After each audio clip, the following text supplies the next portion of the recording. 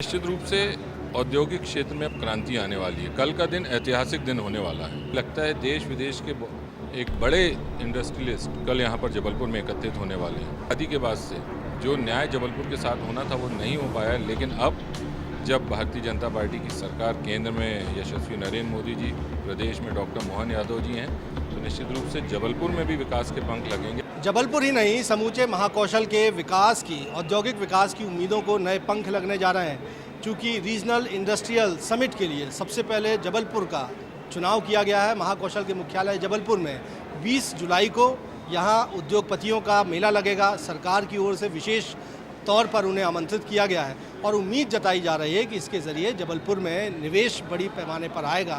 तकरीबन 4000 करोड़ रुपयों के इन्वेस्टमेंट आने की बात कही जा रही है। आज जबलपुर के सांसद आशीष दुबे जी हमारे साथ मौजूद हैं, जिन्होंने अभी अभी यहाँ पर तैयारियों का जायज़ा भी लिया है। मंत्री राकेश सिंह भी मौजूद थे। और आपने क्या कुछ पाया है और इस समिट को, इस कॉन्क्लेव को किस तरह से आप देख रहे हैं कि ताकि ये निवेश में परिणित हो सके? देखिए, जैसा कि मैं ये मानता हूँ कि सबसे पहले मैं आपके माध्यम से हमारे प्रदेश के मुख्यमंत्री माननीय डॉक्टर मोहन यादव जी के अभिनंदन करना चाहता हूँ कि उनकी जो सोच है विकास को लेकर, और विकास भी मध्य प्रदेश में महाकौशल और महाकौशल में भी जो जबलपुर से वो शुरुआत कर रहे हैं, निश्चित रूप से औद्योगिक क्षेत्र में अब क्रांति आने वाली है। कल का दिन ऐतिहासिक दिन होने वाला है और हम सभी जानते हैं कि इसके लिए मुख्यमंत्री जी ने व्यक्तिगत रूप से इन्वेस्टर्स से उन्होंने खुद जाकर उन्होंने बातचीत की, उनसे मिले, उनसे समय लिया है।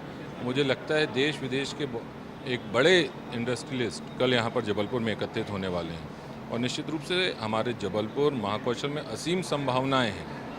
ज़रूरत थी तो उसको पकड़ने की, और मुझे लगता है कि डॉक्टर मोहन यादव जी ने इस मर्म को भी समझा है, क्षेत्रीय लोगों के, इस क्षेत्र के विकास की संभावनाओं को भी समझा है, और उसी की सुखद परिणति है कि कल यहाँ जो कॉन्क्लेव होने वाला है, इसके निश्चित रूप से बहुत ही बेहतर परिणाम आने वाले हैं। अक्सर यही कहा जाता था कि संभावनाओं से भरपूर है महाकौशल, लेकिन विकास के नक्शे में कुछ उपेक्षा होती है। तो ये उपेक्षा का मलहम जो है उस पर कल लग पाएगा और आपको लग रहा है कि बेहतर और कर पाएंगे हम?